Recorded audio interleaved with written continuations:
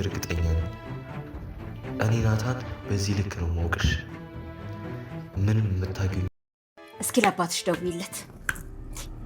ቆይ አባቱ ነው ይሄን ያክል ጊዜ እንዴት አንድ ጊዜ እንኳን አይደውልም? ለሲሳይ? አዎ ደውይና ስጪኝ። ብዙም አጫውተው ነገር አለ። እኛ አላልኩሽም እንዴ? ቆይ ለምንድን ነው የፈለግሽኝ? እኮ እሺ ቁጭ በልና እነግርሃለሁ። ይኸውልሽ ስለ ዳጣ ብቻ እንዳይሆን። ኧረ ጋሼ ዛሬ እንኳን ስለሱ አይደለም ስለ ሌላ ጉዳይ ነው።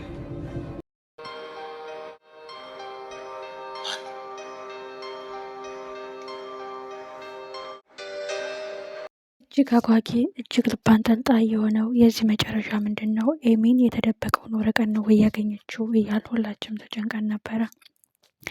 አንቺ በምታውቂ ልክ እኔ ያውቅሻለሁ። አንቺ የራስሽን ኑሮ ሳይሆን የሰው ኑሮ ነው የምንኖሪው። ምክንያቱም የሰው ሚስጥር በመፈልፈል ጊዜሽን ታቃጥያለሽ። ኤሚን በዚህ ልክ አውቅሻለሁ።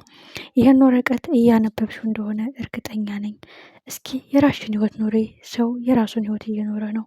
ደካሞች የሰውን ድክመት እየፈለጉ የሰውን ሚስጥር ሲጎረጉሉ ይኖራሉ። ጠንካሮች ግን ሰውን ጉዳይ ሳይሉ ስለ ሰው ሳይጨነቁ ስለ ራሳቸውና ስለ ለውጣቸው እየተጨነቁ ለውጥን ይፈልጋሉ። አንቺ ግን በጣም ደካማ ነሽ። ምክንያቱም በራስሽ ላይ ሳይሆን የምትጠሪው በሰዎች ሚስጥር ላይ ነው ጉድጓድ መቆፍሪው።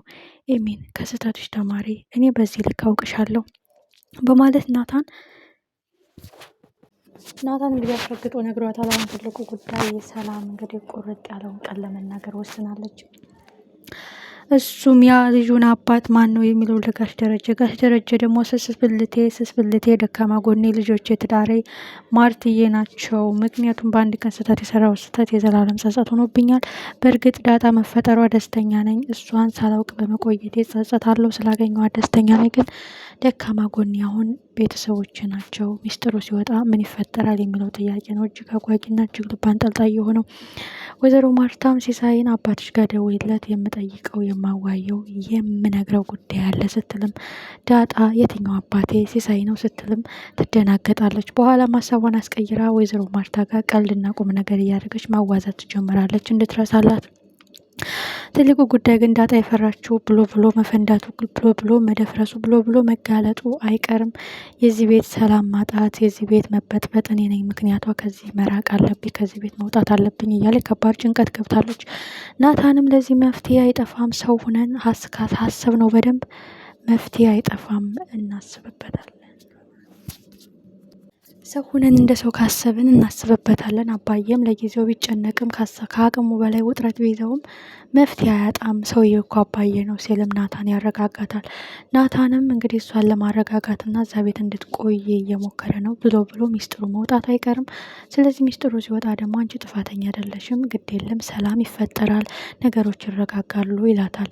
ትልቁ ጉዳይ አቤጌል ናት። አቤጌል አንተ ብትደብቀው አንተ ብትሻሸው ቆፍሬ ያገኘዋለሁ። እኔ አቤጌል የሸተተኝን ሳልነክሰው ሳላደመው አልተወውም። ናታን ለጊዜው ብታመልጠኝም እመነኝ እኔ አቤጌል ነኝ፣ ቆፍሬ ያገኘዋለሁ ስትል በድጋሜ ይህ ቁማር እንደተጫወተባትና እሷ አውቆ ወረቀቱን እንዳስቀመጠባት በጣም ገብቷታል። ናታንም አስጠንቅቀው ነግሯታል። ደካማና በጣም ልፍስፍስ ነሽ፣ የራስሽን ኑሮ ትተሽ የሰው ቤት የምታማስ የሰው ሚስጥር የምትጎለጉይ ያንቺን ኑሮ ማን ይኖርልሽ? እስኪ ቆም ብለሽ አስቢ።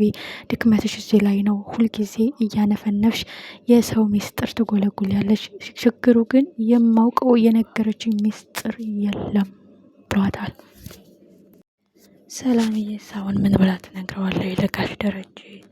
እጅግ የሚያስደነግጠው እጅግ የሚያስፈራው ነገር ይህን ሲሰማ ምን ይሰማው ይሆን? የልጅህን አባት ልነግርህ ነው ስጠብቁት የነበሩት ጥያቄ ሲያስነሳባችሁ ሲያስወቅሳችሁ የነበረው የልጅ አባትን ልነግርህ ነው ስትለው ጋሽ ደረጀ ደስ ብሏቸው ነበረ። ምክንያቱም ከዚህ ሀሜት ከዚህ መቦጨቅ መገላገል ስለሚፈልጉ።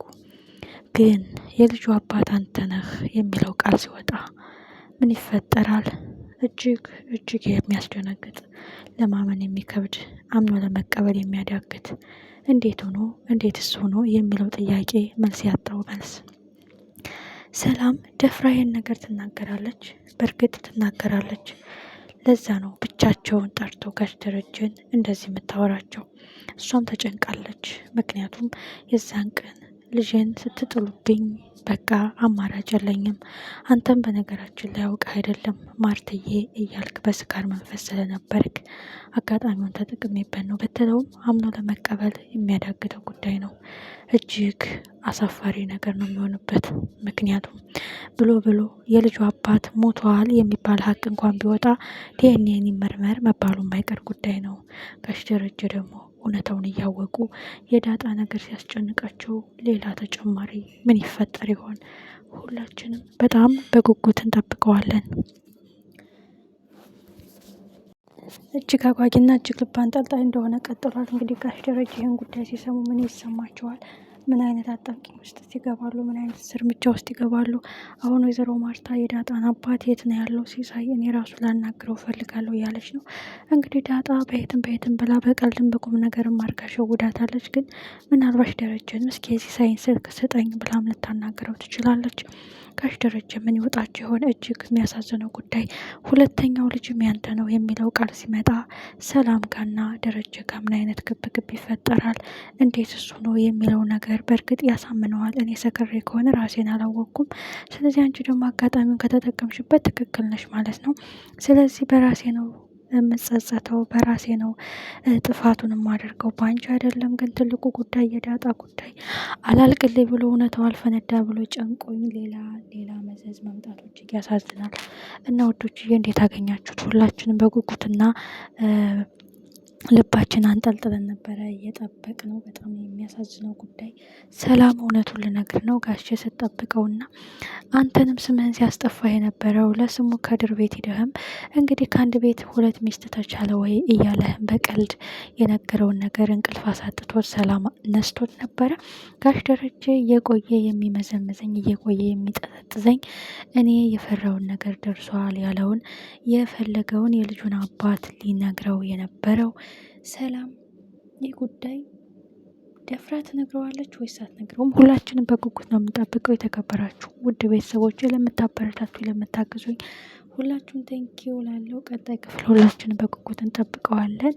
የተሰማችሁን ሀሳብ አስተያየት ኮመንት ቦክስ ላይ አስቀምጡልኝ ማለት ነው።